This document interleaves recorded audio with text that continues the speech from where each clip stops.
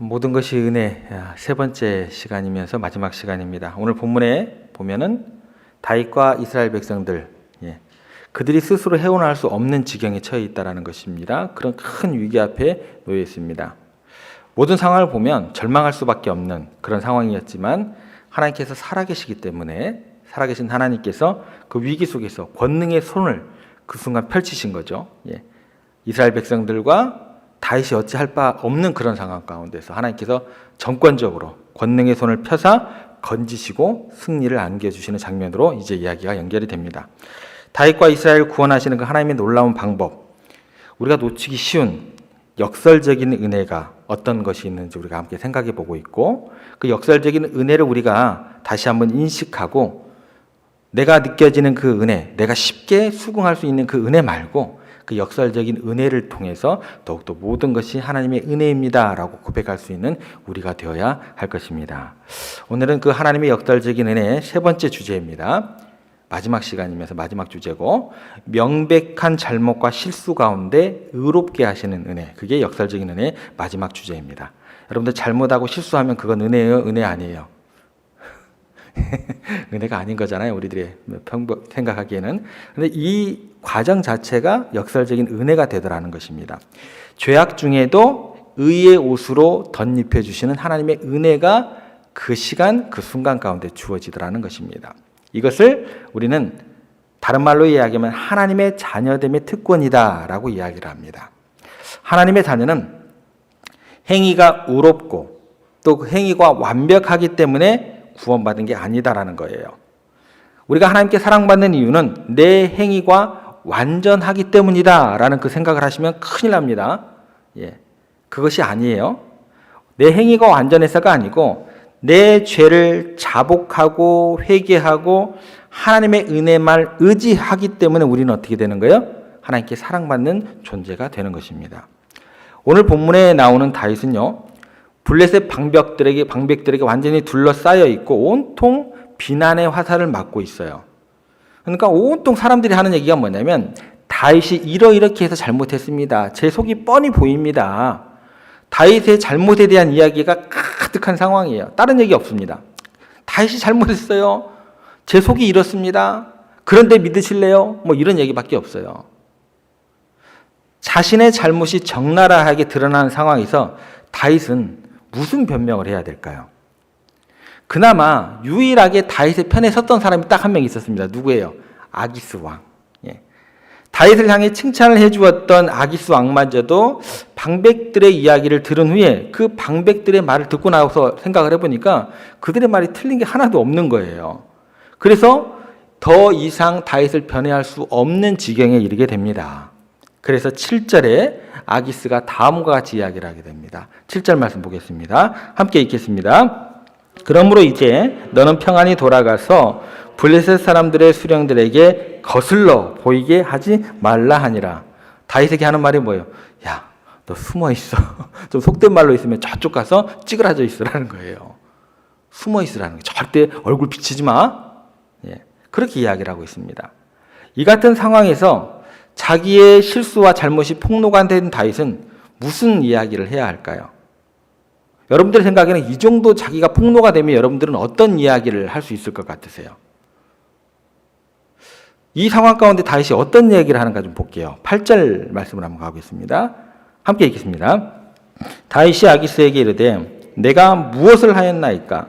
내가 당신 앞에 오늘까지 있는 동안에 당신이 종에게서 무엇을 보셨기에 내가 가서 내 주 왕의 원수와 싸우지 못하게 하시나이까 하니. 지금 누가 큰 소리 치고 있어요? 아기스예요? 다윗이에요? 다윗이에요. 다윗이 아기스 왕에게 지금 큰 소리를 치고 있습니다. 아니, 지금 다윗이 뭘 잘했다고 지금 큰 소리 치고 있냐는 거예요. 다 들통이 났잖아요. 속이 이렇고 시커멓고 제 하는 것이 다 거짓말이고 도저히 큰 소리를 칠 형편이 아닌데 지금 큰 소리를 치고 있습니다. 왜 이야기가 이렇게 이상한 방향으로 전개가 될까요? 여러분 그렇게 생각하지 않으세요? 왜 얘기가 이렇게 흘러가지? 이게 이상하게 생각이 되어져야 돼요. 하나님께서 섭리하셔서 하나님께서 은혜를 베푸셔서 블레셋 방백들을 통해서 다윗을 그 위기의 자리에서 벗어나게 하신 전능의 손이 펼쳐진 그 일밖에 없습니다. 다른 이유로는 설명이 안 돼요. 사실은요, 이 상황 속에서 다윗은 큰 소리 칠 게 못 돼요. 큰 소리 칠 게 아니라 전쟁이 일어나기 직전이 되면 다윗은요, 비굴한 모습으로 그 전쟁터에서 어떤 핑계를 대더라도 도망쳐야 됩니다. 예를 들어서 아이고 배야, 아이고 배야. 그래야 돼요. 제가 배가 아파서 조금 좀 쉬었다 오겠습니다. 이렇게 꾀병을 부리든지 아니면 정말 이도저도 없이 아기스 왕에게 이실직고 해야 돼요. 솔직하게 얘기를 해야 됩니다. 제가 그래도 이스라엘에서 날리던 영웅이었는데 이스라엘 사람인데 어떻게 가족과 친지들이 있는 내 민족, 내 동족을 치러 제가 앞장을 서겠습니까? 미안합니다. 이렇게 변명 아닌 변명을 이실직고를 해야 되는 상황입니다. 그런데요, 지금 다윗은 오히려 큰 소리를 치고 있다는 거예요. 큰 소리 칠 수 있는 이유가 뭘까요? 그 이유가 뭐예요? 다윗이 잘나서요? 하나님께서 원수들에게 그 다윗을 미워하는 어떤 그런 마음을 주셔서 그 자리를 벗어나게 해주니까 원수들이 다윗과 그 무리들은 이 전쟁에서 끼지 말라고 이야기를 하고 아기스 왕도 너희들 끼면 안 되겠다라고 이야기를 하니까 오히려 다윗은 뭐예요? 신이 난 거예요. 야, 이게 웬 떡이냐? 신이 난 거예요. 내가 뭘 잘못했습니까? 이야기가 맥락이 들어오세요? 내가 뭘 잘못했습니까? 이 전쟁에 왜 저를 못 나가게 합니까? 큰 소리 치는 거예요. 속으로는 뭐예요? 아이고 다행이다. 나 죽을 뻔했다. 큰일 날 뻔했다. 감사합니다. 인간들이 이래요. 다윗이 이 정도인데요, 뭐. 여러분들, 우리가 크리스찬들입니다. 크리스찬들의 인생이 이렇습니다. 다른 종교를 가진 사람들이나 다른 사람들에 비해서 그리스도인들이 의로울까요? 그리스도인들이 훌륭할까요? 물론 대부분의 경우는 훌륭합니다. 예. 많은 경우는 훌륭합니다만 세상 사람들과 그다지 차이가 많이 날까요? 얼마 나지 않을 거라는 거예요. 우리는요, 죄와 허물이 많은 사람입니다. 그럼에도 불구하고 우리는 구원을 확신하고 오히려 복음을 전하고 세상 사람들의 손가락질을 받으면서도 오히려 예수님 믿으세요 라고 이야기하면서 큰 소리 칠 수 있는 이유가 뭘까요? 기독교는요, 행위로 구원받는 종교가 아닙니다. 모두 다 죄인입니다. 모든 사람이 죄를 범하였음에 하나님의 영광에 이르지 못하지만 우리는 하나님의 은혜로 예수님께서 우리 죄를 위해서 십자가에 대신 죄를 치러 주셨기 때문에 그 공로로 은혜 받은 걸 믿기 때문에 우리는 자격이 없지만 우리는 의가 없지만 예수님의 보혈의 공로를 의지하고 예수님 믿어야 구원받는다고 큰 소리로 세상 가운데 외칠 수 있는 것입니다. 그래서 우리는 위기 속에서도 아니 내가 죄 중에 빠져 있어도 내가 실수 가운데 있어도 오히려 의로움을 덧입었다고 주장할 수 있는 존재들이 여러분이라는 것입니다. 그 이유가 뭐예요? 예수님의 놀라운 은혜 때문인 줄로 믿습니다. 하나님은요, 우리를 구원하시되 풍성한 가운데, 우리를 영광 가운데 우리를 구원하시지 우리를 비굴한 상태, 그 상태로 옷 안 입히시고 그렇게 구원하시는 우리 하나님이 아니시다라는 거예요. 아무리 위기가 있어도, 아무리 우리들이 실수 가운데 있어도 그리스도인들은 그 위기와 실수 속에서도 다시 주님의 십자가를 단단히 붙들고 날마다 이기며 나아갈 수 있는 존재이심을 믿으시기 바랍니다. 여러분요, 이 시대와 이 교회가요, 이 땅의 교회들이 비난을 많이 받으면 받을수록 여러분들은 그래서 위축될 필요가 없습니다. 회개할 걸 회개하시면 되는 거예요. 여러분들의 말이 맞습니다. 우리가 이렇게까지 죄인인데 예수님의 공로 때문에 우리는 다시 일어설 수 있습니다. 그래도 우리는 천국에 갈 수 있습니다. 여러분도 그 예수님 믿으시면 얼마든지 우리가 누리는 이 은혜를 누리실 수 있으십니다. 이게 뭐예요? 이게 복음이에요. 로마 성경에 말하는 게 뭘까요? 우리가 구원받은 것은 우리가 의롭기 때문에 의롭다 하심을 받는 게 아니라는 거예요. 흠이 없는 자이기 때문에 천국에 가는 게 아닙니다. 우리는 오직 은혜로, 오직 믿음으로 구원받은 존재들이다 라고 로마서에서 우리들에게 강하게 말씀해 주고 계십니다. 동화작가로 유명한 안데르센, 여러분들 아시죠? 성냥팔이 소녀가 안데르센 작품이죠. 그가 어렸을 때 그렇게 유복한 가정에서, 가난한 가정에서 자랐던 것 같아요. 그래서 추수 때가 되면 어머니와 함께 추수하는 들판에 나가서 떨어져 있는 이삭을 줍곤 했습니다. 그 당시에 이처럼 들판에 떨어져 있는 이삭은 주워가는 사람의 몫이라고 해요. 그렇기 때문에 어느 누구도 그만한 사람이 없었다고 합니다. 하루는 아주 큰 농장에 가서 떨어진 이삭을 친구들과 함께 줍고 있는데 그 관리인이 굉장히 포악한 사람이었대요. 거기서! 하고 몽둥이를 들고 쫓아오고 있었대요. 친구들하고 막 이제 도망을 가고 있는데 안데르센이 넘어졌어요. 그 혼자만 그 관리인에게 붙잡힌 겁니다. 이 우악스러운 사람이 안데르센을 이렇게 딱 들고 난 다음에 너 이놈! 남의 밭에서 누가 마음대로 죽으라고 했어? 종아리 걷어! 하면서 회초리로 이제 때리려고 합니다. 그러니까 이 안데르센이 그 관리인을 똑바로 쳐다보면서 때리려면 때리세요. 하나님 아버지가 나를 보고 계시니까요. 그렇게 이야기를 했다고 합니다. 이 꼬마 녀석이 너무 정색을 하고 하는 이야기를 들으니까 갑자기 믿지도 않았던 이 사람이 갑자기 위축이 됩니다. 그리고 이해를 내려놓고 머리를 쓰다듬으면서 그래 맞아. 내가 잘못했다. 하나님이 너와 함께 계신 걸 깜빡 잊었구나. 하나님이 보고 계시는데 미안하다. 마음껏 주워가라. 그러면서 오히려 양식을 더 주워서 보냈다고 합니다. 여러분, 아무리 우리가 위기를 겪고 있어도 하나님이 보고 계시는 것을 여러분들은 믿으십니까? 하나님께서 여러분들의 아버지이신 것을 믿으십니까? 너무너무나 사랑해서 독생자를 희생해 죽게 할 만큼 우리를 품으시고 안으시는 하나님 아버지인 걸 믿으십니까? 하나님께서요, 애굽의 노예로 살아가던 이스라엘 백성들의 고통을 들으시고 하나님께서 그들의 고통에서 구해 주시고 출애굽을 시켜 주셨습니다. 그런데 부름받은 그들이 광야에서 아직도 노예 근성을 버리지 못하고 죄 가운데 계속 넘어지는 일들을 반복하게 됩니다. 계속 넘어지는 그들을 향해서 하나님께서 이렇게 말씀을 하십니다. 신명기 31장 8절 말씀에 이렇게 기록되어 있습니다. 함께 읽겠습니다. 여호와 그가 내 앞서 행하시며 너와 함께 하사 너를 떠나지 아니하시며 버리지 아니하시리니 너는 두려워 말라 놀라지 말라. 우리가 살아가는 지금은요, 너무나 두려운 시대인 것 같습니다. 뉴스만 보면 얼마나 놀라운 일들이 많이 일어나는가는 모르겠습니다. 그런데 하나님께서 우리의 앞서서 행하고 계시고 우리와 함께 하시고 우리를 호위하고 계시는 줄 믿으시기 바랍니다. 그런데요, 오늘 본문에 보면 우리가 이해 안 되는 부분이 또 한 가지 있어요. 오늘 본문에서 다윗을 대하시는 하나님의 모습이 우리가 조금은 쉽게 이해하기 어려운 부분이 하나가 있습니다. 아무리 다윗을 하나님께서 사랑하신다고 해도 잘못한 사람이잖아요. 그렇죠? 조금은 혼을 내셔야 되잖아요. 그렇죠? 그런데 왜 혼을 내시지 않으시고 바로 구원하실까? 여러분들은 이 의구심이 들지 않으세요? 제가 나쁜 목사예요.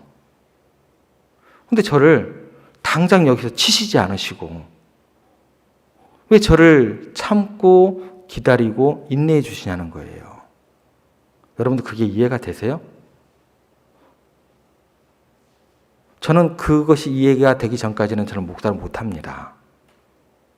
여러분들 그게 이해가 되기 전까지는요, 내 자신을 하나님의 일을 하기 위해 부름받은 사람이라고 함부로 이야기하지 못하세요. 다른 사람에 대해서도 그렇게 인정하지 못하는 여러분들이 될 수밖에 없다라는 거예요. 여러분, 다윗을 그 잘못에도 불구하고 지금 심판하지 않으신 하나님 이해가 되세요? 아무리 다윗을 사랑하시려고 했으니 잘못한 사람인데 조금은 좀 혼을 좀 내셔야지. 왜 혼내지 않으시고 구원하실까? 그런 의구심이 다 들게 되더라는 것입니다. 왜 하나님은 이 위기 중에도 잘못이 가득한 다윗을 보호하시고 다윗에게 은혜를 베푸실까요? 그 이유를 우리가 10절을 보면은 조금은 그 이해를 할 수 있는 그 근거가 시작이 됩니다. 10절 말씀 한번 저희가 같이 읽겠습니다. 그런즉 너는 너와 함께 온 내 주의 신하들과 더불어 새벽에 일어나라. 너희는 새벽에 일어나서 발거든 곧 떠나라 하시니. 왜 이렇게 하나님께서 블레셋 방백들의 입을 통해서 미움받게 하시고 아기스의 입을 통해서 빨리 가라는 거예요. 빨리 새벽에 일어나서 돌아가라고 이렇게 사건을 몰아가시냐는 거예요. 빨리 가야 된다라는 거예요. 이렇게 급하게 원수들의 반대로 구원을 베푸신 하나님의 섭리 속에는요, 하나님의 또 다른 구원의 사건이 준비되고 있다는 사실을 우리가 기억할 수 있어야 됩니다. 왜냐하면 다윗이 저지른 실수로 또 다른 비극이 다윗이 돌아갈 자리에서 이미 진행되고 있기 때문이에요. 지금 이 자리에서 하나님께서 원수들을 통해서 다윗을 모면하게 하신 것은 다윗이 저지른 그것 때문에 또 다른 죄악의 결과를 일어나고 있고 그 결과를 수습할 기회를 누구를 통해서 주시는 거예요? 다윗에게 주시는 거예요. 그러니까 다윗이 잘나서 큰 소리를 치게 하는 게 아니니까 큰 소리 적당히 치고 너 잘났다고 얘기 그만하고 왜 나를 전장에 안 보내냅니까? 그 얘기 그만하고 어떻게 해요? 큰 소리는 짧게 하고 빨리 네 자신이 지켜야 할 그 자리로 빨리 돌아가라는 거예요. 여기에서 우리가 오해하면 안 됩니다. 여기서 오해하면 큰일 나요. 다윗이 지금 철없이 블레셋 편에 서 있어요. 이스라엘 치러 가는데 뭣도 모르고 지금 따라가고 있어요. 자기들의 성 시글락에서 무슨 일이 일어나고 있어요. 그런데요, 아말렉이 쳐들어와 가지고요, 자기 부인들, 아이들, 부모 뭐 다 잡아가고 성을 불태웠어요. 동시 진행되고 있어요. 근데 다윗이 철없이 잊지 않아야 할 곳에 가고 있는 거예요. 그리고 자기 민족을 치러 가고 있는 거예요. 그렇다고 위기에서 벗어났다고 좋다고 왜 나를 안 보내십니까? 내가 부족한 게 뭐가 있습니까? 내가 지금까지 제대로 다 했지 않습니까? 이런 소리 계속 하고 있으면 어떻게 돼요? 자기 잘났다고 거기서 그 큰 소리 치고 있으면 큰일 난다라는 거예요. 하나님께서 위기 중에도 진멸하지 않으시고 죄에 아주 빠지지 않게 원수들의 미움을 통해서 다시 돌아가시게 하신 이유가 뭐예요? 시글락이요, 자기가 잘못했던 그 원인을 위해서 더 큰 위기 가운데 처해 있으니까 그들을 구원하시려고 다윗을 빨리 새벽에 보내시는 거예요. 누가 이뻐서? 다윗이 이뻐서? 천부당 만부당입니다. 목사가 이뻐서? 천부당 만부당입니다. 근데 뭐라고 얘기를 해요? 야, 내가 목사니까 내가 다윗이니까 말이야, 그 이야기하고 있어요. 이스라엘과 정면 대결을 면하게 하신 미래의 왕으로 준비하시기엔 하나님의 섭리, 그 흠을 제기하기 위한 하나님의 배려하심이 동시에 진행되고 있고, 동시에 사로잡혀간 가족들의 구원을 감당케 하기 위한 하나님의 크신 섭리 가운데 하나님을 잊지 말아야 된다는 거예요. 우리는요, 비록 죄인이고 연약한 사람이지만 하나님이 우리를 구원하고 회복시키는 이유가 뭔 줄 아세요? 우리들의 심판을 연장하는 이유가 뭔 줄 아세요? 하나님은 우리를 구원하시되 목적이 있으셔서 구원하신 거고 심판을 연장하시는 거예요. 우리가 과거에 저지른 죄로 인해서 우리가 사랑하는 사람이 고통받고 있기 때문에, 우리가 과거에 저지른 죄 때문에 우리 민족이 지금 고난당하고 있기 때문에, 내가 먼저 불렀던 이 땅의 크리스찬들이 옳은 길을 떠나서 그릇된 길로 행하고 있기 때문에 이 나라와 민족이 이렇게 아픔 가운데 있기 때문에,